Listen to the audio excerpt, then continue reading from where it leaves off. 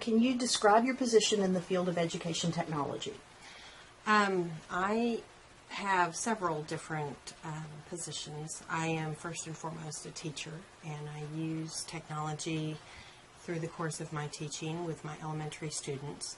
I also work part-time for the university in a couple different roles. I have worked as an instructional designer, but I am also an educational technologist, and I'm working on a project for the College of Education right now. How did you choose this career? I have always been very technologically driven. I know I'm not one of the what they would call digital natives. I'm a little older than most of my peers that I went through grad school with, but I have been using technology in my classroom since I started teaching 25 years ago. I've incorporated it both into my productivity and to my students' learning and how I learn and how I teach them. And so when I decided to go back to school, it was an easy choice. How long have you been in the educational technology field? I got my master's degree in 2009. So I've been using technology since I started teaching, like I said, 25 years ago, but formally I got my master's degree just a few years ago.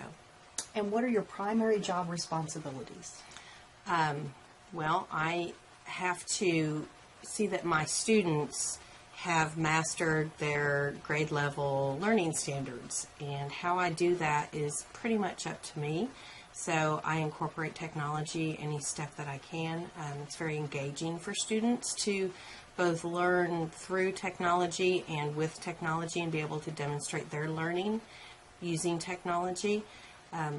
I also use technology in the course of my work through productivity software, and I also use technology as an instructional designer and technologist, primarily building online communities. What are the important skills and expertise necessary for your role? You have to be willing to be experimental and try things out, even if you have a pretty good foresight that it may not work with the group you're trying it with. It really does. It's very important to attempt things and be willing to fail on occasion in order to see what ultimately does work and what works best. I also had to come to the realization that I would not be the expert on technology in my classroom anymore. My 8-year-olds have a lot of technology know-how, and even if they don't have a specific skill, they have a mindset that the technology can be utilized for whatever tasks they're trying to accomplish. And so one of the things that was kind of a shift in how I viewed using technology was that I wasn't going to be the expert, that I was going to open it up to kids and let them figure it out and then teach me. And usually that's how it works, and it's been a really great eye-opening experience to do that. How did you get to your current position as far as training and responsibilities? I have had several different positions, and so I worked as an instructional designer for 5 years with the Bush School, building graduate online courses. That experience actually came from my degree internship, which is what I did, and that led me to discover that I really did like that whole online learning community process of designing it, building it, maintaining it, troubleshooting it. And so using that skill set has really been what has driven me to seek out other positions similar to that. It's really amazing if you look at job sites anywhere, higher ed jobs, even the A&M website, there are positions that utilize instructional technology everywhere, and they are always coming open.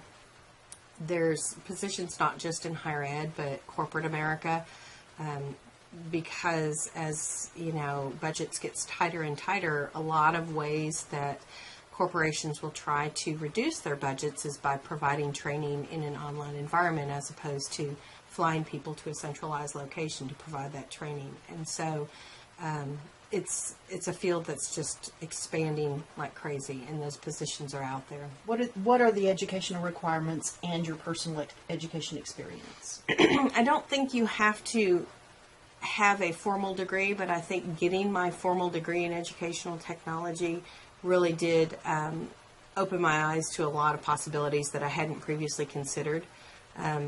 Having been in education for almost 20 years at the point that I got my degree, I kind of limited myself, and I did not necessarily need to do that. And so getting this degree and learning the ins and outs of how technology affects us, not just in education but elsewhere, but it really was an experience that broadened my horizons. The skill set that I got with my degree formalized what I needed to seek out those positions. What are your personal areas of expertise? Well, I've done a lot of work with online courses, and so using learning management systems and designing both courses and just learning communities is really my area of expertise, in addition to utilizing technology in my classroom with my young students. What are your day-to-day responsibilities? Well, I teach every day, and so utilizing the technology I have available to me is it's a challenge, because I'm actually in a school that is one of the most technologically advanced schools that is in the area. It's a fairly new school. I cannot utilize all the technology that I have on a day-to-day basis, so it's really a challenge. And so trying to continue to incorporate new techniques, incorporate utilizing equipment that I hadn't ever tried before is a challenge, and not always one that I have to do. I like to continue to try things, and so it's a challenge to see what I can make work for any given learning standard that my students need to master. How did you choose this field? It kind of chose me. Okay. I've always been fascinated by technology and using computers. When I was in school myself, the emphasis wasn't on using computers to learn. It was in programming. And so I didn't have that interest when I was in high school or even college. It was all programming, and I knew I wasn't going in that direction. But once that shift occurred where computer education became more about utilizing the affordances that computers give us, it really is, it was an easy pick for me. How do you stay up to date? That's one of my biggest challenges. When I left my position with the Bush School, that was my biggest fear, is that the technology would pass me by and that I wouldn't have access to changes in learning management systems or new technologies that are coming about. And so I have to actively keep myself engaged. And so I'm seeking out those positions that are able to fit with my teaching position. And so I work evenings, and, a lot of times those positions are things that you can do remotely. So I do have a part-time position right now in addition to my teaching that keeps me engaged in the technology.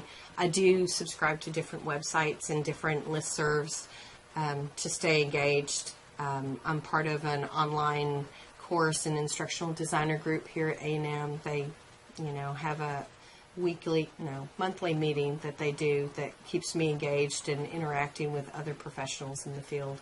How does your role evolve over time? Well, it evolves as different opportunities open themselves to me.